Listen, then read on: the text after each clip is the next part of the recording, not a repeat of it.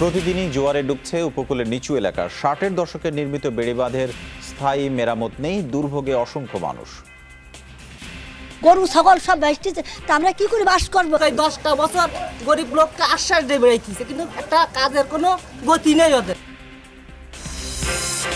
অবৈধ সম্পদ অর্জনের জন্য ওসি প্রদীপ এবং তার স্ত্রীর বিরুদ্ধে চট্টগ্রামে দুদকের মামলা। শিপ্রার নামে দায়ের মাদক মামলা তদন্তে নেমেছে র্যাব। বহিষ্কৃত যুবলীগ নেত্রী পাপিয়া এবং তার স্বামী সুমনের বিরুদ্ধে অস্ত্র মামলার বিচার শুরু। সাক্ষ্য গ্রহণ শুরু হবে 31শে আগস্ট। জাতির পিতাকে হত্যার ষড়যন্ত্র হয়েছিল দলের ভেতরে বাইরে, বললেন প্রধানমন্ত্রী। মূল খলনায়ক জিয়াউর রহমান। হত্যাকাণ্ডের সঙ্গে জিয়াউর রহমান যে জড়িত, এটা কর্নেল ফারুক রশিদ তারা নিজেরাই বলেছে। জিয়া সবসময় তাদের সাথে ছিল। চকরিয়ায় মা মেয়েকে কোমরে দড়ি বাঁধার ঘটনায় তোলপাড়। গরু চুরি মামলায় কারাগারে প্রেরণ, তদন্ত কমিটি করেছে জেলা প্রশাসন। করোনায় আরও 34 জনের মৃত্যু। ভ্যাকসিন সহজলভ্য হলে সাথে সাথে পেতে হোমওয়ার্ক চলছে, জানালেন অধিদপ্তরের ডিজি। বিনামূল্যে দেওয়ার পরামর্শ বিশেষজ্ঞদের। বিয়ের সামাজিকতায় মহামারীর আতঙ্ক। আনন্দের পরিবর্তে ভিন্ন অভিজ্ঞতার সাক্ষী হচ্ছেন অনেকে। আড়ম্বরহীন আনুষ্ঠানিকতা অনলাইনে।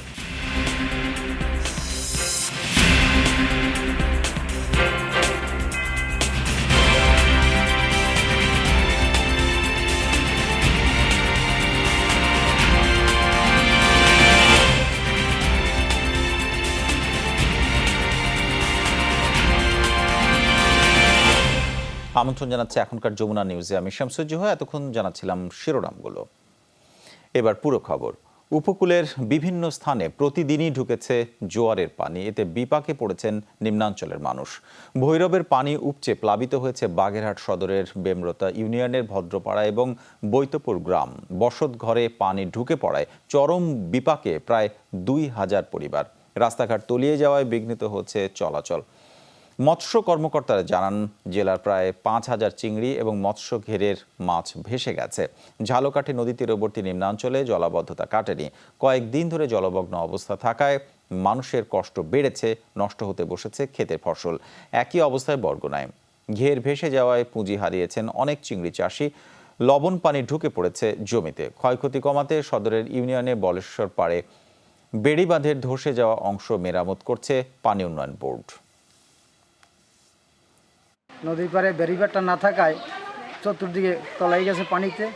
রাস্তাঘাটে খুবই কষ্ট। কোনো হাঁটাচলা করতে পারি না, বাড়িতে পারি না, এমনকি লেট্রিনও যাইতে পারি না। সব পানি, হ্যাঁ পানি সেই হুমান। রান্না করতে পারি না, কাঠ নষ্ট হয়ে যেতে আছে, চুলা জল উঠে গেছে। বাচ্চা বাচ্চা লোক কোথায় যাবে, সমস্যা আছে মানুষের। 60-এর দশকে নির্মিত খুলনার উপকূলীয় এলাকার বেড়িবাঁধ স্থায়ী মেরামতে এখনও উদ্যোগ নেওয়া হয়নি। সাময়িক মেরামত করে দায় সারছে পানি উন্নয়ন বোর্ড। এর কারণ কি তাও স্পষ্ট করে বলছেন না কর্মকর্তারা। তাই অমাবস্যা সহ প্রাকৃতিক দুর্যোগে ভাঙছে বেড়িবাঁধ। প্লাবিত হচ্ছে জনপদ, দুর্ভোগে বেশ কয়েকটি ইউনিয়নের মানুষ।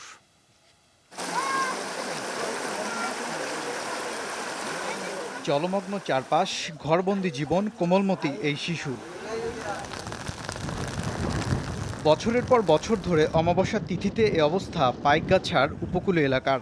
সাথে ছোট বড় প্রাকৃতিক দুর্যোগ, ভাঙছে বাঁধ, পানি ঢুকছে লোকালয়ে, ভেসে যাচ্ছে মাছের ঘের। জলমগ্ন হচ্ছে শোলাদানা, দেলটি, গড়ইখালী ও লতা ইউনিয়নের বেশিরভাগ এলাকা। স্থানীয়রা বলছেন, 60-এর দশকে নির্মিত বাঁধগুলো এখন অনেকটাই দুর্বল। সেগুলো স্থায়ীভাবে মেরামত হয়নি এখনও। পানি 3 দিন বৃদ্ধি হইতেছে, ছেলেমেয়ে ভাসতেছে, গরু ছাগল সব ভাসতেছে, তা আমরা কি করে বাস করবো? গ্রামের লোকজন সব ডাকে নিয়ে চরে নামায় নেয়, নিয়ে ছবি তুলে তোমরা সব সান্ত্বনাভাবে থাকো, আমরা রাস্তা তৈরি করে দেবো। ওই রাস্তা ওই হয়ে গেল। পানি উন্নয়ন বোর্ড এই পর্যন্ত 10টা বছর গরিব লোককে আশ্বাস দিয়ে বেড়াইতেছে, কিন্তু একটা কাজের কোনো গতি নেই ওদের। শোলাদানা সহ 4টি ইউনিয়নের প্রায় 3 কিলোমিটার বাঁধ জোয়ারের তোড়ে এবার ভেঙে গেছে। সেখান দিয়ে অবিরত ঢুকছে পানি। দ্রুত তা মেরামতে উদ্যোগ না নিলে দুর্ভোগের শেষ থাকবে না ভুক্তভোগীদের। এক্সেল মহোদয় আমাকে বলেছেন যে এই কাজটি আরফিন মেম্বার ছাড়া আর কেউ করতে পারবে না। আমি তখন তাকে প্রশ্ন করলাম, কেন করতে পারবে না? উনি বললেন, মাননীয় এমপি মহোদয় বলেছেন এই কাজটি উনি করবেন। সেই কাজটি শুরু না হওয়ার 22 দিনের মাথায় এই ভাঙনটি ভেঙেছে। টেকসই বেড়িবাঁধ নির্মাণে কেন দীর্ঘ সূত্রিতা, সমস্যাটা কোথায়, এমন প্রশ্নের সদুত্তর নেই পানি উন্নয়ন বোর্ডের কাছে। বাঁধগুলো একটু নিচু হয়ে গেছে, দীর্ঘদিন মেরামত করতে পারিনি বিধায়, মেরামত হয়নি বিধায় আমরা যেই ফান্ড পাচ্ছি সেই ফান্ড অনুযায়ী আমরা মেরামত ওই ফান্ড দিয়ে সম্পূর্ণ করতে পারছি না।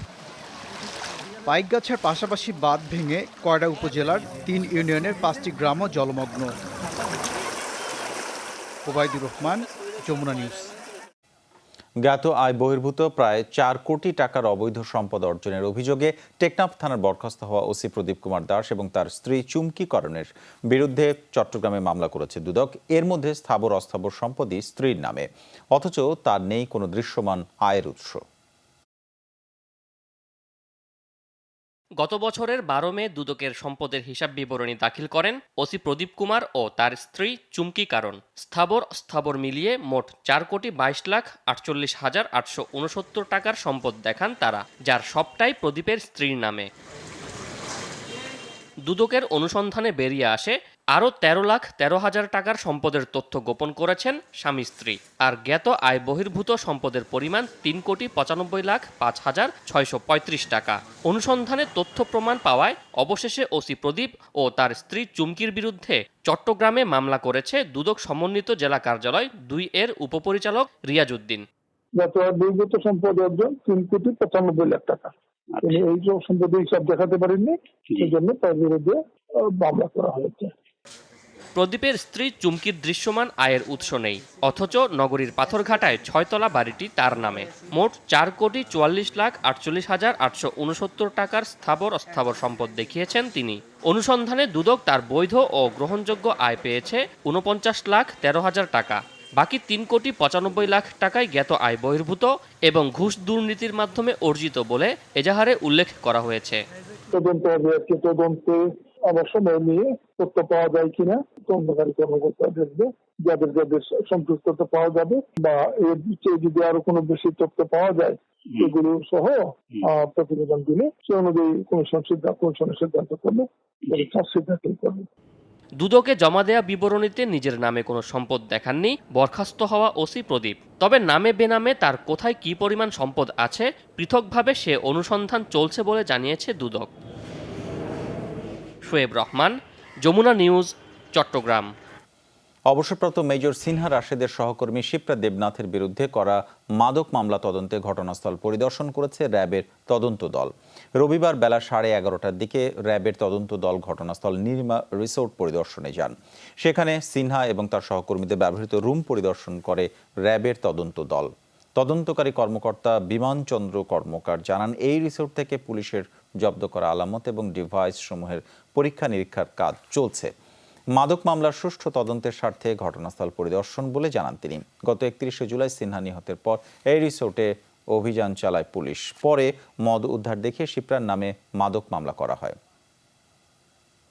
নরসিংদী জেলা যুব মহিলা লীগের বহিষ্কৃত নেত্রী শামীমা নূর পাপিয়া এবং তার স্বামী মফিজুর রহমান ওরফে সুমন চৌধুরীর বিরুদ্ধে দায়ের করা অস্ত্র মামলার বিচার শুরু হয়েছে। রোববার এই মামলার অভিযোগ গঠন করেছেন বিশেষ ট্রাইব্যুনাল 1। একই সাথে 31শে আগস্ট থেকে 6 সেপ্টেম্বর পর্যন্ত মামলায় সাক্ষ্য গ্রহণের দিন ধার্য করা হয়েছে। ট্রাইব্যুনালের বিচারক KM ইমরুল কায়েস এই আদেশ দেন। অস্ত্র মামলায় সকাল 11:30টার দিকে শামীমা নূর পাপিয়া ও স্বামী সুমন চৌধুরীকে আদালতে হাজির করা হয়। অভিযোগ গঠনের উপর প্রায় 40 মিনিটের শুনানিকালে উদ্ধার করা অস্ত্রটি তাদের নয় বলে দাবি করেন আসামিপক্ষের আইনজীবী। রাষ্ট্রপক্ষ বলেন, মালিকানা নয়, কাদের বাসা বা হেফাজত থেকে উদ্ধার করা হয়েছে সেটি এখানে মুখ্য। দুই পক্ষের যুক্তিতর্ক শেষে অভিযোগ আমলে নেন ট্রাইব্যুনাল। এটা সম্পূর্ণভাবে মিথ্যা এবং বানোয়াট, এটা সাজানো একটি নাটক। অতঃপর এই অস্ত্র দিয়া কোনো আসামি কাউকে ভয়ভীতি কখনো দেখাইছে এমন কোনো অভিযোগ জিডি আছে কিনা এজাহারেও নাই, চার্জশিটেও নাই, এমনকি রিমান্ড রিপোর্টেও আসে নাই। মোটর গানও না, মেশিন গানও না, ছোট্ট একটি পিস্তল যে কোনো লোক পকেটে করে আইনা রেখে দিয়ে কাউকে ফাঁসাইতে পারে। অস্ত্র ব্যবসা করে এবং তারা দেশ ছেড়ে পালিয়ে যেতে চেয়েছিল এবং তার বিমানবন্দর থেকে তাদের গ্রেপ্তার করা হয়। তাদের কাছে অস্ত্র পাওয়া গেছে এবং সেই অস্ত্র পাওয়া গেছে বলেই তাদের বিরুদ্ধে অস্ত্র মামলা হয়েছে। এখানে রাজনীতির কোনো বিষয় না। আদালতের এই আদেশের বিরুদ্ধে উচ্চ আদালতে যাবার কথা জানায় আসামিপক্ষ, আর রাষ্ট্রপক্ষ বলছে অভিযোগ প্রমাণের পর্যাপ্ত উপাদান আছে তাদের। আমরা এই অর্ডারের বিরুদ্ধে আমরা মহামান্য হাইকোর্টে যাব এবং দেখা গেছে যে এই মামলাটা কেন যেন তড়িঘড়ি করে একটা তারিখ দেওয়া হয়েছে, এই 31 তারিখ থেকে লাগাতার এই মামলাটা চলবে এবং কুইক এটারে শেষ করতে হবে। তাইলে এর পশ্চাতে বোঝা যায় ডালমে কুচ কালা বলতে একটা কথা আছে। সাক্ষী প্রমাণ দিয়ে আমরা মামলা প্রমাণ করব। অথবা এখানে তারা কি বললো না বলে সেটাই মুখ্য বিষয় না, এখানে সাক্ষী প্রমাণের মাধ্যমে আমরা মামলাটা প্রমাণ করব। সবচেয়ে বড় কথা যে তাদের পজিশনে ছিল, তাদের নলেজে ছিল, তাদের হেফাজতে তার বাড়ির থেকে তার বিছানার খাটের তুষকের নিচের থেকে উদ্ধার হয়েছে। অর্থাৎ বাড়িটা তার ভাড়া বাড়ি, এটা অন্য কোনো রাস্তাঘাট থেকে তো এটা উদ্ধার হয়নি। চলতি বছরের 22 ফেব্রুয়ারি হযরত শাহজালাল আন্তর্জাতিক বিমানবন্দর থেকে স্বামী সহযোগী সহ পাপিয়াকে আটক করে র্যাব। পরে রাজধানীর ইন্দিরা রোডের বাসা থেকে বিপুল পরিমাণ মুদ্রার সঙ্গে একটি বিদেশি পিস্তল, গুলি উদ্ধার করা হয়। এ নিয়ে শেরেবাংলানগর থানায় করা অস্ত্র মামলায় 29 জুন পাপিয়া ও সুমন চৌধুরীকে অভিযুক্ত করে চার্জশিট দেয় র্যাব। রিয়াজ রায়হান, যমুনা নিউজ, ঢাকা। জাতির পিতাকে হত্যার জন্য দলের ভেতরে বাইরে আগে থেকেই ষড়যন্ত্র শুরু হয়েছিল, আর এই নৃশংস হত্যাকাণ্ডের মূল খলনায়ক জিয়াউর রহমানই। এমন অভিযোগ করেছেন আওয়ামী লীগ সভানেত্রী প্রধানমন্ত্রী শেখ হাসিনা। বঙ্গবন্ধুর জন্মশতবার্ষিকী উদযাপন জাতীয় কমিটি আয়োজিত আলোচনা সভায় তিনি একথা বলেন। প্রধানমন্ত্রী বলেন, স্বাধীনতা বিরোধীরা শত চেষ্টা করেও জাতির পিতার নাম ইতিহাস থেকে মুছতে পারেনি, বরং বিশ্বে আরও উজ্জ্বল হয়েছেন তিনি।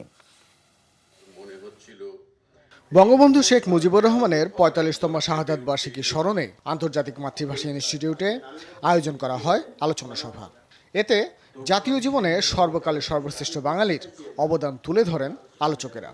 এর পেছনে কাজ করেছে প্রতিহিংসা, এর পেছনে কাজ করেছে বাংলাদেশকে নস্যাৎ করার প্রচেষ্টা। গণভবন থেকে ভিডিও কনফারেন্সে যোগ দেন প্রধানমন্ত্রী শেখ হাসিনা। বলেন, যে জাতিকে সারা জীবন জাতির পিতা বিশ্বাস করে গেছেন, তাদের মাঝেরই কিছু বিশ্বাসঘাতকের হাতে জীবন দিতে হয়েছে তাকে। এই প্রক্রিয়াটা শুরু করার জন্য দেখা গেছে যে আমাদের দলের অভ্যন্তরে যেমন নানা ধরনের খেলা শুরু হয় এবং কিছু লোক সবসময় যারা মুক্তিযুদ্ধ চলাকালীন সময় দালালি করতে প্রচেষ্টা চালিয়েছিল, আর পাশাপাশি জানা অজানা হোক আর যেভাবে হোক কিছু লোক নানাভাবে সমালোচনায় মুখর হয়ে ওঠে। আসল যিনি নায়ক, খলনায়ক, সে চলে আসলো সামনে, সে হলো জিয়াউর রহমান। মোস্তাকের পতনের পর সরকার প্রধান অর্থাৎ জিয়াউর রহমানই হয়ে গেল রাষ্ট্রপতি। শেখ হাসিনা বলেন, ক্ষমতা গ্রহণের পরপরই জিয়াউর রহমান দেশে হত্যার রাজনীতি শুরু করে। জিয়াউর রহমান যেমন সেই আব্দুল আলিম থেকে শুরু করে মৌলানা মান্নান থেকে শুরু করে শাহ আজিজ থেকে শুরু করে তাদেরকে মন্ত্রী, প্রধানমন্ত্রী এবং উপদেষ্টা বানিয়েছিল। খালেদা জিয়া একইভাবে আমরা দেখেছি সেই নিজামী এবং মুজাহিদ থেকে শুরু করে যারা একেবারে সরাসরি বুদ্ধিজীবী হত্যার সাথে জড়িত ছিল তাদেরকে মন্ত্রী বানিয়েছিল। ক্ষমতায় যাবার পর জিয়াউর রহমানকে যারা সমর্থন দিয়েছিল তাদের আদর্শ নিয়েও প্রশ্ন তোলেন শেখ হাসিনা। জাতির পিতার নামটা মুছে ফেলা হয়েছিল, এই নাম নেওয়া যাবে না, স্বাধীন মার্চের ভাষণ বাজানো যাবে না, স্বাধীনতার ঘোষক সৃষ্টি হলো। অর্থাৎ ইতিহাস বিকৃতির যে চরম একটা ন্যাক্কারজনক ঘটনা আমরা দেখেছি, যে সত্যকে কেউ কখনো মুছে ফেলতে পারে না, আজকে সেটা প্রমাণিত। স্বাধীন মার্চের ভাষণ আন্তর্জাতিক প্রামাণ্য দলিলে স্থান পেয়েছে। জাতির পিতার স্বপ্নকে বাস্তবে রূপ দিতে বর্তমান সরকার কাজ করে যাচ্ছে বলেও জানান প্রধানমন্ত্রী। ভাস্কর ভাদুরী, যমুনা নিউজ, ঢাকা। কক্সবাজারের চকরিয়ায় মা মেয়ে সহ 5 জনকে প্রকাশ্যে পেটানো নিয়ে রীতিমতো তুলকালাম। সামাজিক যোগাযোগ মাধ্যমে বিভিন্ন শ্রেণী পেশার মানুষ তুলছেন সমালোচনার ঝড়। স্থানীয় ইউনিয়ন পরিষদ চেয়ারম্যানের সামনে মারধরের অভিযোগ করা হলেও ফেসবুক লাইভে এসে তিনি পুরো বিষয়টিকে অস্বীকার করেন। ঘটনা তদন্তে এরই মধ্যে 3 সদস্যের একটি কমিটিও গঠন করেছে কক্সবাজার জেলা প্রশাসন। এই ছবি নিয়ে যত বিপত্তি। গেল শুক্রবার কক্সবাজারের চকরিয়া উপজেলার হারবাং ইউনিয়নের পহরচাঁদা এলাকায় গরু চুরির অভিযোগ এনে মা মেয়ে সহ 5 জনকে বেধড়ক পেটায় স্থানীয় কিছু অতি উৎসাহী। অভিযোগ, স্থানীয় ইউনিয়ন পরিষদে নিয়েও চেয়ারম্যানের সামনে তাদের পেটানো হয়। যদিও সামাজিক যোগাযোগ মাধ্যমে এসে এমন অভিযোগকে ভিত্তিহীন বলছেন হারবাং ইউপি চেয়ারম্যান। সামনে আমার ইউনিয়ন পরিষদের নির্বাচন, আমাকে হেয় করার জন্য, আমার জনসমর্থনকে হেয় করার জন্য, নষ্ট করার জন্য যেই ওরা সক্রান্ত করতেছে। পুলিশ বলছে গরু চুরির অভিযোগে স্থানীয় একজন মামলা করেন। সে মামলায় আদালতের নির্দেশনা অনুযায়ী 5 আসামিকে পাঠানো হয় কারাগারে। ছোট গরুর বাচ্চা নিয়ে যাচ্ছিল, এলাকার লোকজন দাবি ধরছে, এটা অস্বীকার করছে প্রাথমিকভাবে যে আমরা আসলে ভুল হয়েছে, রাত করে দেন। পরে ওই বাদী একজন মাস্টার সাহেব বাদী হয়েছে, ওনার ছেলে, বাদীর নাম হচ্ছে মাহবুবুল হক। ইস্যুটিকে কোনোভাবেই ছোট করে দেখার পক্ষে নন আইনজীবীরা। নিজের ফেসবুক পেজে ব্যারিস্টার সাইদুল হক সুমন বলেন, প্রয়োজনে এই ঘটনাকে তিনি উচ্চ আদালতে তুলবেন। এই যে কক্সবাজার প্রশাসনের কাছে বলতে চাই, আপনারা ত্বরিত এই ব্যাপারে ব্যবস্থা নেন, নাইলে আমরা দরকার হইলে প্রয়োজনে হাইকোর্টে নিয়ে আসব। কারণ এই যে মা মেয়েকে রশি দিয়ে বেঁধে আপনারা নিয়ে আসছেন চেয়ারম্যান অফিসে, এই ছবিটা যখন আমাদের চোখের সামনে আসছে, মনে হয়েছে যে সারা বাংলাদেশের আমাদের মা বোনরা এইভাবে রশি দিয়ে টেনে নিয়ে আসছেন আপনারা সামনে। সামাজিক যোগাযোগ মাধ্যমে যখন আলোচনার অন্যতম ইস্যু মা মেয়েকে দড়ি দিয়ে বেঁধে পেটানোর ঘটনা, তখনই বিষয়টি তদন্তে কমিটি গঠন করে কক্সবাজার জেলা প্রশাসন। সেই কমিটি রিপোর্ট দেবে 7 কর্মদিবসের মধ্যে।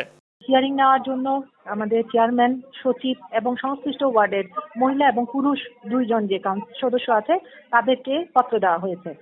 এর মধ্যেও আমরা যদি তথ্য পাই যে আরো কেউ জড়িত ছিলেন এই ঘটনাটার সাথে, প্রয়োজনীয় ব্যবস্থা গ্রহণ করব। ঘটনাটি স্থানীয় সরকার মন্ত্রণালয় অত্যন্ত গুরুত্বের সাথে নিয়েছে বলেও জানান তদন্ত দলের প্রধান। মুর্শিদুজ্জামান হিমু, যমুনা নিউজ। করোনায় দেশে আরও 34 জন প্রাণ হারালেন গেল 24 ঘন্টায়, যাদের 31 জনই চিকিৎসা নিচ্ছিলেন হাসপাতালে। স্বাস্থ্য অধিদপ্তরের প্রেস রিলিজে বলা হয়, নমুনা পরীক্ষায় নতুন করে শনাক্ত হয়েছে আরও 1973 জন। মহাপরিচালক বলেছেন, ভ্যাকসিন আবিষ্কারের পর সহজলভ্য হলে বাংলাদেশও পাবে। উপসর্গ সহ বা সন্দেহে সারা দেশে 91 ল্যাবে নমুনা দেন 10,959 জন। পরীক্ষা হয় 10,801টি নমুনার। ফলাফলে প্রায় 18.5% কোভিড পজিটিভ। আক্রান্ত 1,973 জন। এ নিয়ে শনাক্ত 2,94,598 মানুষ। সুস্থ হয়েছেন এ যাবৎ 1,79,091 জন।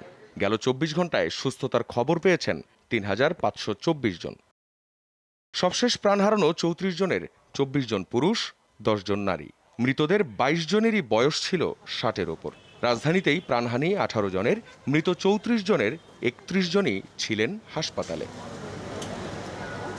এ যাবৎ দেশে করোনায় প্রাণ হারালেন 3,941 জন। এরই মধ্যে চলছে আলোচনা ভ্যাকসিন ইস্যুতে। স্বাস্থ্য মহাপরিচালক বললেন, আবিষ্কারের পর সহজলভ্য হলে বাংলাদেশও পাবে ভ্যাকসিন। চলছে তার হোমওয়ার্ক। টিকা যদি অ্যাভেলেবল হয়, বাংলাদেশ যাতে সাথে সাথে পেতে পারে, সেটার জন্য যে সমস্ত হোমওয়ার্ক করা দরকার সেগুলো আমরা করছি। আমরা শেষ করতে পেরেছি তা না, এবং এই টিকা আসার পরে আমরা কাদেরকে দেব, কিভাবে দেব, সেটারও একটা রূপরেখা প্রণয়ন করার জন্য আমাদের স্বাস্থ্যমন্ত্রী জনাব জাহিদ মালিক আমাদেরকে নির্দেশনা দিয়েছেন। সকালে রাজশাহী মেডিকেল কলেজ হাসপাতাল পরিদর্শন শেষে সাংবাদিকদের প্রশ্নের জবাব দিচ্ছিলেন ডিজি। আখলাকুস সাফা, যমুনা নিউজ, ঢাকা। বাংলাদেশ সহ পুরো বিশ্ব উন্মুখ কবে পাওয়া যাবে করোনা ভাইরাসের ভ্যাকসিন? বিনামূল্যে কি মানুষকে দেয়া হবে? এর উত্তরে স্বাস্থ্য মন্ত্রণালয়ের জবাব, যে কোনো দেশে ভ্যাকসিন কার্যকর হয়েছে এটা প্রমাণ হলেই সেটি সংগ্রহ করবে বাংলাদেশ। বিনামূল্যে নাকি টাকা দিয়ে ভ্যাকসিন নিতে হবে সে বিষয়ে এখনও সিদ্ধান্ত নেয়নি সরকার। করোনা ভাইরাসকে রুখতে কার্যকর টিকাতেই সমাধান দেখছেন চিকিৎসা বিজ্ঞানীরা। এখন পর্যন্ত 8টি ভ্যাকসিন বাজারে আসার জন্য শেষ ধাপে আছে। এরই মধ্যে রাশিয়া আর চীন 2টি ভ্যাকসিন মানব শরীরে দেওয়ার অনুমতি দিয়েছে। বাংলাদেশে করোনার ভ্যাকসিন আনতে কাজ করছে সরকার। ভ্যাকসিন পৃথিবীর যে কোনো দেশে কার্যকর হওয়া শুরু করলে দ্রুত সময়ের মধ্যে বাংলাদেশও পাবে। বিকল্প অনেক ব্যবস্থা আমরা করে রাখছি, হয় টাকা দিয়ে কিনবো, না হলে ফ্রি পাবো, না হলে ওই জোট WHO-র মাধ্যমে, গ্যাভির মাধ্যমে পাবো। টেস্টের জন্য একটা মিনিমাম মূল্য ধরে দিচ্ছেন 100-200 টাকা, কিছু একটা দেওয়া হয়তো করবে, এতে অসুবিধা হবে না। সরকার একটা নীতিমালা করে দিবে না, সাথে সাথেই করে দিবে। ভ্যাকসিন ট্রায়ালের অনুমোদন দিয়েও সরে এসেছে বাংলাদেশ।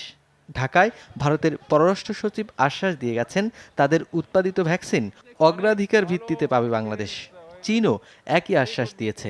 প্রথমেই প্রিফারেন্স দিয়ে ভ্যাকসিন দেওয়ার জন্য বলা হচ্ছে। শতকরা 20% জনসংখ্যা পৃথিবীর যে কোনো দেশেরই, এবং সেখানে হেলথ কেয়ার ওয়ার্কার, আমাদের ফ্রন্টলাইনে যারা কাজ করে তারা অগ্রাধিকার ভিত্তিতে, এছাড়া বয়স্ক লোকজন, তারা প্রথম প্রায়োরিটি পাবে।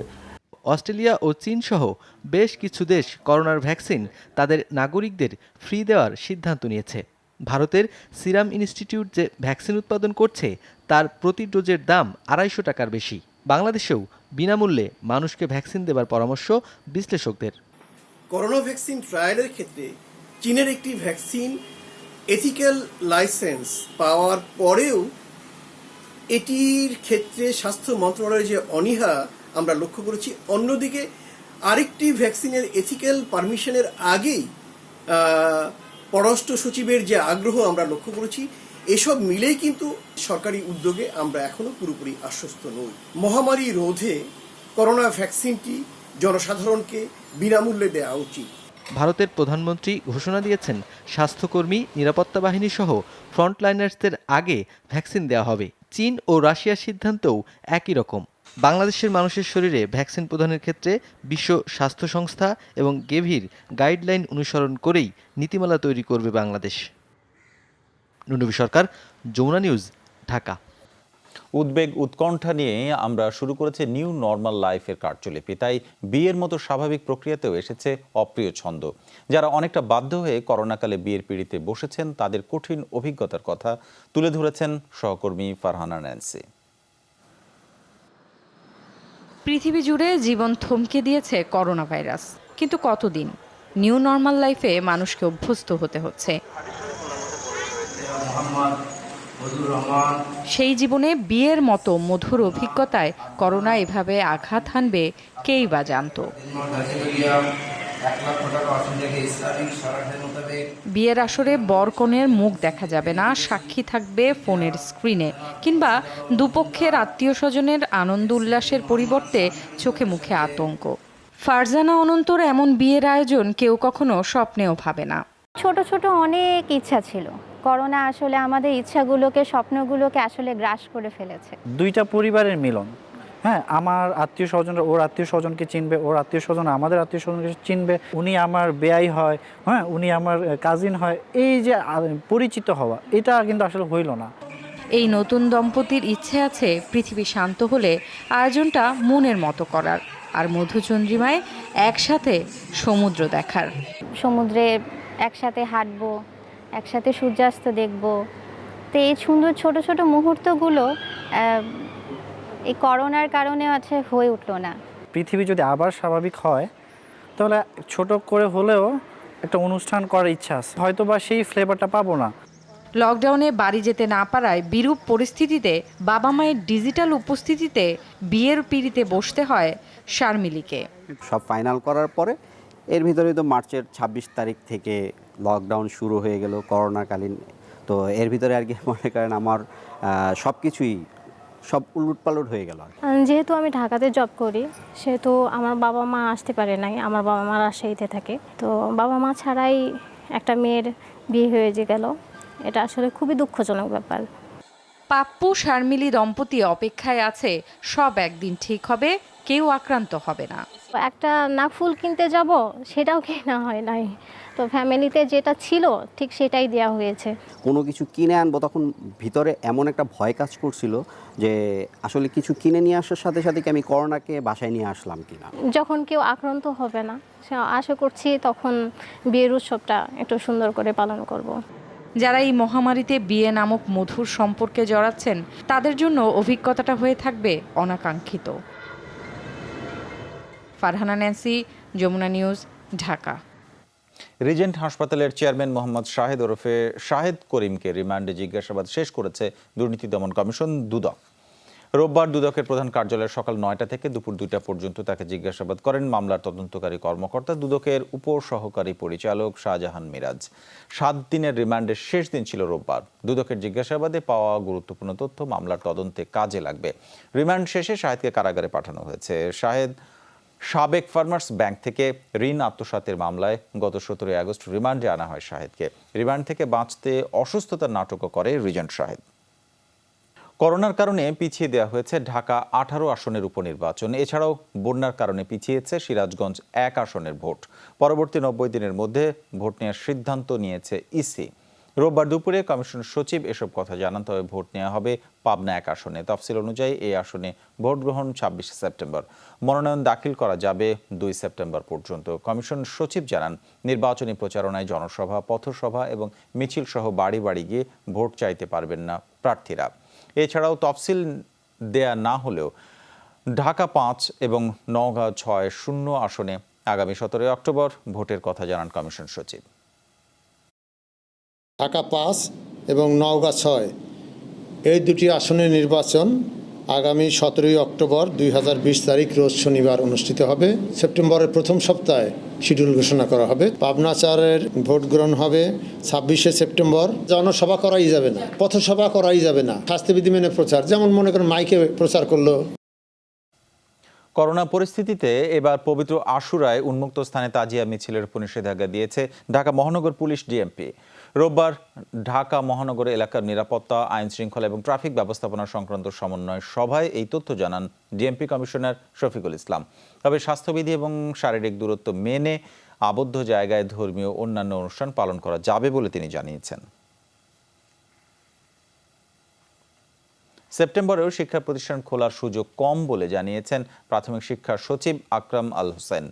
রোববার দুপুরে সচিবালয়ে তিনি বলেন, করোনার মধ্যে কিভাবে স্কুল খোলা হবে তার একটি নীতিমালা করা হয়েছে। পরিস্থিতির উন্নতি হলে প্রতিষ্ঠান খোলার বিষয়টি বিবেচনা করবে সরকার। সচিব জানান, অক্টোবরে স্কুল খুললে নিজ নিজ স্কুলে বার্ষিক পরীক্ষা হতে পারে। তবে কেন্দ্রভিত্তিক পিইসি পরীক্ষা না নেওয়া সহ 3টি প্রস্তাব প্রধানমন্ত্রীর কার্যালয়ে পাঠানো হয়েছে। অনুমোদন পেলেই পিইসি পরীক্ষা নিয়ে মন্ত্রণালয়ের সিদ্ধান্ত জানানো হবে। স্কুল খোলার মতো পরিবেশও তৈরি হয়নি, তো সেই কারণে আমরা 3টি বিকল্প রেখে আমরা একটা নতুন লেসন প্ল্যান তৈরি করেছি। এই বছর পরীক্ষা সেন্ট্রালি না নেওয়ার জন্য আমরা একটা সামারি মাননীয় প্রধানমন্ত্রীর কার্যালয়ে পাঠিয়েছি, এখনও সেটির অনুমোদন পাইনি। 21শে আগস্ট গ্রেনেড হামলায় যে বিএনপি জড়িত তা দিবালোকের মতো সত্য, এমন মন্তব্য করেছেন আওয়ামী লীগের সাধারণ সম্পাদক ওবায়দুল কাদের। বলেন, ধামাচাপা দিয়ে কেউ পার পাবে না। জাতীয় শোক দিবস ও জাতীয় দিবস উপলক্ষে সাউথ ইস্ট বিশ্ববিদ্যালয়ে আয়োজিত আলোচনা সভায় ভিডিও কনফারেন্সে যুক্ত হয়ে এসব কথা বলেন তিনি। জানান, প্রধানমন্ত্রী তার বক্তব্যে যা বলেছেন তা সত্য এবং স্পষ্ট। এ সময় শিক্ষার্থীদের ওবায়দুল কাদের বলেন, চলমান পরিস্থিতিতে ভবিষ্যতের পাশাপাশি জীবনও ঝুঁকিপূর্ণ। শিক্ষা প্রতিষ্ঠান খোলার বিষয়ে প্রধানমন্ত্রী এবং শিক্ষামন্ত্রী পরিস্থিতি পর্যালোচনা করছেন। পরিস্থিতি অনুকূলে এলে সরকার সিদ্ধান্ত জানাবেন। ভারতের সাথে কৃষি খাতের সহযোগিতার অনেক সুযোগ আছে বলে জানিয়েছেন কৃষিমন্ত্রী ডক্টর আব্দুর রাজ্জাক।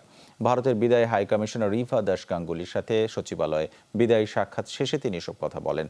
কৃষি খাতে বিশেষ করে কৃষির যান্ত্রিকীকরণ এবং প্রযুক্তি আদান প্রদানে সুযোগ বেশি বলে জানান মন্ত্রী। ট্রাক্টর, পাওয়ার ট্রিলার, ট্রান্সপ্লান্টারের মতো লাইট ইঞ্জিনিয়ারিংয়ের কারখানা বাংলাদেশে স্থাপন করতে ভারতে বিনিয়োগের আগ্রহ দেখিয়েছে বলে উল্লেখ করেন কৃষিমন্ত্রী। করোনা পরিস্থিতিতে সংবাদপত্র শিল্প ধ্বংসের দ্বারপ্রান্তে। এই শিল্পকে রক্ষায় সরকারের পক্ষ থেকে উদ্যোগ গ্রহণের আহ্বান জানিয়ে বিবৃতি দিয়েছেন বিএনপির মহাসচিব মির্জা ফখরুল ইসলাম আলমগীর। এক বিবৃতিতে তিনি আরও বলেন, করোনা মহামারী ব্যাপকভাবে ছড়িয়ে পড়ায় সংবাদপত্র বিক্রি এবং বিজ্ঞাপন আশঙ্কাজনক হারে কমে গেছে। রাজধানীসহ সারা দেশে অনেক সংবাদপত্র বন্ধ হয়ে গেছে। অনেক পত্রিকা তাদের কর্মীদের বেতন ভাতা দিতে পারছে না। প্রতিদিনই উল্লেখযোগ্য সংখ্যক সংবাদকর্মী চাকুরি হারাচ্ছে। এই অবস্থায় সহজ শর্তে ঋণ এবং প্রণোদনা প্রদান এবং সরকারের কাছে পাওনা বিজ্ঞাপনের বিল দ্রুত পরিশোধ করার আহ্বান জানান বিএনপি মহাসচিব। শ্রীলঙ্কা সফরে টেস্ট দলে জায়গা করে নিতে নিজেকে তৈরি করছেন অভিজ্ঞ পেসার রুবেল হোসেন। টেস্ট ক্যারিয়ারে খুব একটা বর্ণিল না হলেও এখনও সাফল্যের ক্ষুধা রয়েছে বাগেরহাটের এই পেসারের। মিরপুরে অনুশীলন শেষে নিজের পরিকল্পনার কথা জানান রুবেল। 11 বছরের ক্যারিয়ারে শতাধিক ওয়ানডে খেললেও সাদা পোশাকে মলিন রুবেল, যে কারণে টেস্টে এখনও অনিয়মিত। যদিও পাকিস্তানের বিপক্ষে সবশেষ টেস্টে একমাত্র ইনিংসে 3 উইকেট পান রুবেল। স্বপ্ন দেখছেন শ্রীলঙ্কা সিরিজ নিয়ে। আর তাই মিরপুরে আলামিন, শফিউল, মুস্তাফিজদের সাথে একটা ব্যতিক্রমী রেস 30 বছর বয়সী রুবেলের। মেইনলি আমার ফোকাস সামনে শ্রীলঙ্কা সিরিজ, ওই সিরিজে আমার টার্গেট থাকবে মেইনলি দলে চান্স পাওয়া, প্লাস হচ্ছে যদি সুযোগ পাই ভালো খেলার জন্য চেষ্টা করবো, আপ্রাণ চেষ্টা করবো, আর আমি ওই অনুযায়ী প্র্যাকটিস করতেছি। করোনাকালীন বিরতির পর অনুশীলনে মনোযোগী তামিম, রিয়াদ, মুমিনুল, মিঠুন, তাইজুলরা দীর্ঘদিন বাগেরহাটে থাকায় ফিটনেস নিয়ে কাজ হয়নি খুব একটা। এখন সময় প্রস্তুতির। যেহেতু আমি বাগেরহাটে বোলিং করতে তেমন একটা পারি নাই, তো এখানে বোলিং ওয়ার্ক নিয়ে কাজ করতেছি। আমাদের ক্রিকেট বোর্ড থেকে যে নির্দেশনাগুলো দিয়েছে যে কখন বোলিং থাকবে, কখন জিম থাকবে, কখন ফিটনেস নিয়ে কাজ করতে হবে, সব কিছু আমরা নিয়ম অনুযায়ী খুব ফলো করতেছি। 23 সেপ্টেম্বর 3 টেস্টের জন্য শ্রীলঙ্কার উদ্দেশ্যে ঢাকা ছাড়বে বাংলাদেশ দল। শুধু সেই প্রাথমিক দলে নয়, টেস্টের মূল একাদশে থাকার লক্ষ্য অভিজ্ঞ রুবেলের। সালাউদ্দিন সুমন, যমুনা স্পোর্টস, ঢাকা। প্রয়োগের 1 মাসের মধ্যে করোনা ভাইরাস প্রতিরোধের শক্তিশালী অ্যান্টিবডি তৈরিতে সক্ষম সিনোভ্যাকের ভ্যাকসিন, দাবি চীনা অ্যান্টিবায়োটেক প্রতিষ্ঠানটির। এদিকে ভ্যাকসিন নিয়ে আবারও মার্কিন ফুড অ্যান্ড ড্রাগ অ্যাডমিনিস্ট্রেশনকে দোষারোপ করলেন প্রেসিডেন্ট ট্রাম্প। সংযুক্ত আরব আমিরাত আর বাহরাইনের পর মরক্কো এবং পেরুতেও ভ্যাকসিন ট্রায়ালের অনুমোদন পেয়েছে সিনোভ্যাক। এরই মধ্যে দেশের বাইরে প্রায় 20,000 মানুষের উপর টিকা প্রয়োগ করেছে চীনা ফার্মাসিউটিক্যাল কোম্পানিটি। দাবি মাসখানেকের মধ্যেই 97 থেকে 98 ভাগের শরীরে তৈরি হয়েছে শক্তিশালী অ্যান্টিবডি। চীন বলছে ভ্যাকসিন অনুমোদন পেলে চাহিদা যোগানের ভিত্তিতে নয়, বরং উৎপাদন খরচের ভিত্তিতেই নির্ধারিত হবে ভ্যাকসিনের দাম। বন্টনের বেলায় জনসংখ্যা ও সংক্রমণ হারকে প্রাধান্য দেওয়া হবে বলেও জানিয়েছে দেশটি। আরব আমিরাতে সর্বপ্রথম আমাদের ভ্যাকসিন গ্রহণ করেছেন দেশটির স্বাস্থ্যমন্ত্রী। এতেই বোঝা যায় তারা আমাদের ভ্যাকসিনকে কতটা ইতিবাচকভাবে মূল্যায়ন করেছে। বিদেশে 3য় ধাপে ট্রায়াল পুরোদমে চলছে, কার্যকারিতার দিকেও লক্ষ্য রাখছে। আমরা ভাইরাসের 20টি ধরন নিয়ে কাজ করছি, সবগুলোর বিরুদ্ধেই কার্যকারিতা দেখিয়েছে আমাদের ভ্যাকসিন। তাই আমরা আশাবাদী এই ভ্যাকসিন পুরো বিশ্বের ক্ষেত্রেই সুরক্ষায় কাজ করবে। এই মুহূর্তে বছরে 300 মিলিয়ন ডোজ উৎপাদনের ক্ষমতা আছে আমাদের। এদিকে নমুনা পরীক্ষার ফল প্রকাশে দীর্ঘসূত্রতা আর ভ্যাকসিন ট্রায়াল নিয়ে কালক্ষেপণের অভিযোগ তুলে আবারও মার্কিন ফুড অ্যান্ড ড্রাগ অ্যাডমিনিস্ট্রেশনকে দোষারোপ করেছেন Donald Trump. Dorothy Tasrin, Jamuna news. করোনার প্রকোপে ভুতুড়ে নগরীতে পরিণত হওয়া চীনের উহানে চলছে স্বাভাবিক জীবনে ফেরার চেষ্টা। চলছে সপ্তাহব্যাপী বিয়ার উৎসব। নেই সামাজিক দূরত্ব মানা বা মাস্ক পরার বাধ্যবাধকতা। নিরাপদ শহর প্রমাণ এবং ব্যবসায়ীদের আকৃষ্ট করতে এই আয়োজন কর্তৃপক্ষের। যে শহর থেকে করোনা ভাইরাস ছড়িয়ে সারা বিশ্ব আজ স্থবির, সেই উহানই এখন রীতিমতো উৎসবের নগরী। নেই সামাজিক দূরত্বের বালাই, কাঁধে কাঁধ মিলিয়ে চলছে সপ্তাহব্যাপী উন্মুক্ত বিয়ার পার্টি। করোনা ছড়ানোর পর বিশ্বের সবচেয়ে কঠোর লকডাউন ছিল উহানে। মহামারীর শুরুতে সবচেয়ে বেশি মৃত্যুও দেখে এ শহর। করোনা মুক্ত হওয়ার পর শহরকে নিরাপদ প্রমাণ করতে নানা আয়োজন চলছে মধ্য চীনের শহরটিতে। উৎসবটি জাঁকজমক করতে প্রথম দিকে আমরা পূর্ণ প্রস্তুত ছিলাম না, তবে দিন যত গড়িয়েছে উৎসবে তত প্রাণ ফিরেছে। প্রথম দিনে মাত্র আধা ঘন্টায় সব বিয়ার ও খাদ্য বিক্রি হয়ে গেছে। উৎসবের মাধ্যমে আমরা অন্য শহরের বাসিন্দাদের জানাতে চাই উহান কতটা নিরাপদ। এতটা সাড়া পাবো ভাবিনি। বিয়ার পার্টিতে স্বাস্থ্যবিধি মেনে অংশ নিয়েছেন প্রায় 1010 দর্শনার্থী। শিগগিরই এমন আরও অনেক উৎসব আয়োজনের পরিকল্পনা কর্তৃপক্ষের। এখন যখন শহরে হাঁটবেন, আপনাকে ভয় পেছনে ফেলে চলতে হবে। ভয়কে জয় করে এগিয়ে চলার কোনো বিকল্প নেই। কিছুদিন আগেও উহান ছিল মৃত্যুপুরী। জীবন ফেরানোর এ আয়োজনে তাই কমতি ছিল না কোনো। এভাবেই স্বাভাবিক রূপে ফিরবে পুরো বিশ্ব, এমন প্রত্যাশা উহানবাসীর। মুজরেবিন তারেক, যমুনা নিউজ। কনসার্ট বা ফুটবল গ্যালারি এমন পরিবেশে কতটা ছড়াতে পারে করোনা ভাইরাস, এমন প্রশ্ন নিয়ে গবেষণা করেছে জার্মানির একদল গবেষক।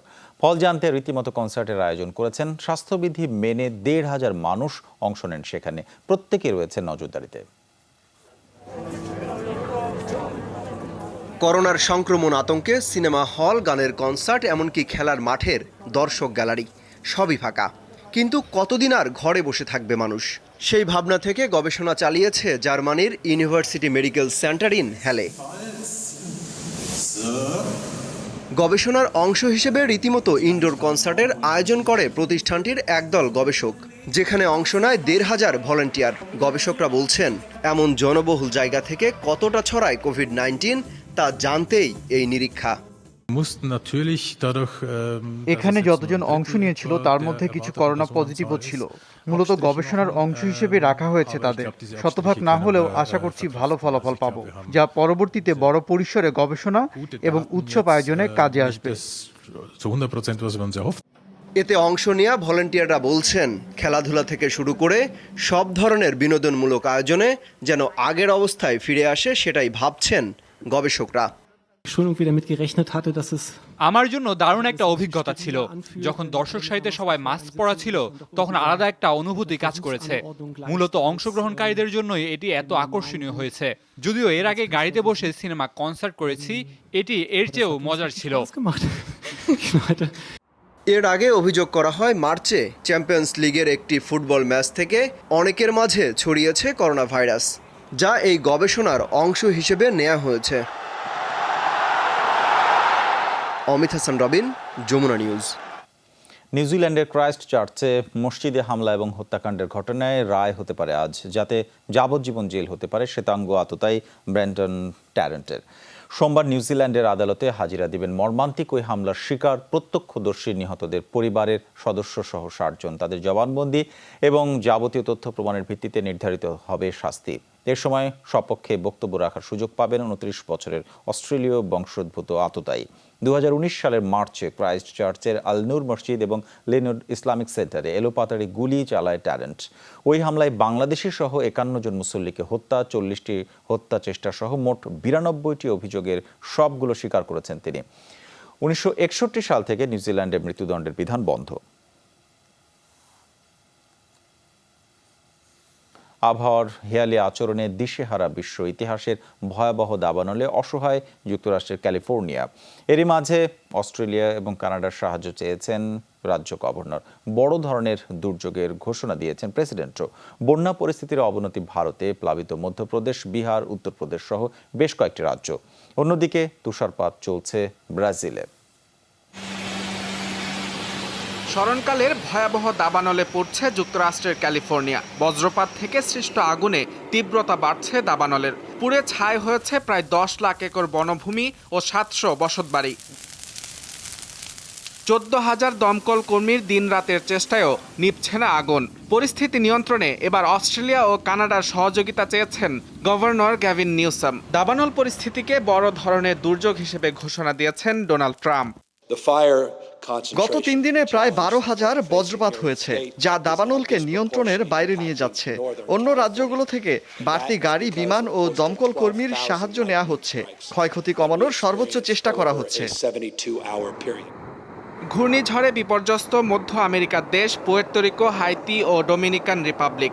ঘন্টায় ৭২ মাইল বেগের এই ঝড়ে অবশ্য হতাহতের খবর মেলেনি, তবে ব্যাপক ক্ষয়ক্ষতি হয়েছে ঘরবাড়ি ও রাস্তাঘাটের। এদিকে বন্যা পরিস্থিতির আরও অবনতি হয়েছে ভারতে। বাড়ছে দেশটির প্রায় সবকটি বড় নদীর পানি। যমুনার পানি বেড়ে প্লাবিত হয়েছে রাজধানী দিল্লি। গঙ্গার পানি বাড়ায় ভয়াবহ অবস্থা উত্তর ভারতের কানপুর সহ অন্যান্য শহরে। পরিস্থিতি অবনতির দিকে বিহার, আসাম, তেলেঙ্গানা ও অন্ধ্রপ্রদেশেও। পানি শুধু বেড়েই চলেছে। একদিন আগেও যেখানে ছিল সেখান থেকে আজ অনেক বেশি বেড়েছে। খুব বিপজ্জনক অবস্থায় আছি আমরা। আজ भी इसका लेवल हाई है। আবহাওয়ার বৈরী আচরণের আরেক রূপ দেখেছে ব্রাজিল। তীব্র তুষারপাতে কাবু দেশটির দক্ষিণাঞ্চল। তাপমাত্রা নেমেছে হিমাঙ্কের ৮ ডিগ্রি সেলসিয়াস নিচে। মুজরাবিন তারেক, যমুনা নিউজ। ভারতের স্বাধীনতার জনক মোহনদাস করমচাঁদ গান্ধীর চশমা নিলামে বিক্রি হয়েছে $3,40,000। যুক্তরাজ্যের একটি নিলাম ঘরে চশমাটি বিক্রি হয়। ইস্ট ব্রিস্টল অকশনসের পক্ষ থেকে জানানো হয় ৪ সপ্তাহ আগে চশমাটি তাদের ডাকবাক্সে পাওয়া যায়। এক ভদ্রলোক সেটি ওখানে রেখে যান। তার বাবা জানিয়েছিলেন ওই চশমাটি ১৯১০ থেকে ১৯৩০ সালের মধ্যে পেয়েছিলেন। দক্ষিণ আফ্রিকায় ব্রিটিশ পেট্রোলিয়ামের হয়ে কাজ করার সময় সেটি উপহার হিসেবে পান ওই ব্যক্তি।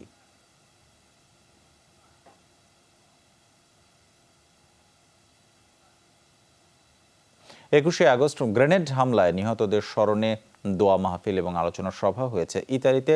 ইতালি আওয়ামী লীগের উদ্যোগে এই আয়োজন করা হয়। এতে বক্তব্য রাখেন ইতালি আওয়ামী লীগের সভাপতি মোহাম্মদ ইদ্রিস ফরাজি এবং সাধারণ সম্পাদক হাসান ইকবাল সহ সংগঠনটির নেতারা।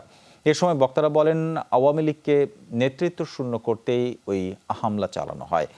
হামলার রায় দ্রুত কার্যকর করার আহ্বান জানিয়েছেন তারা।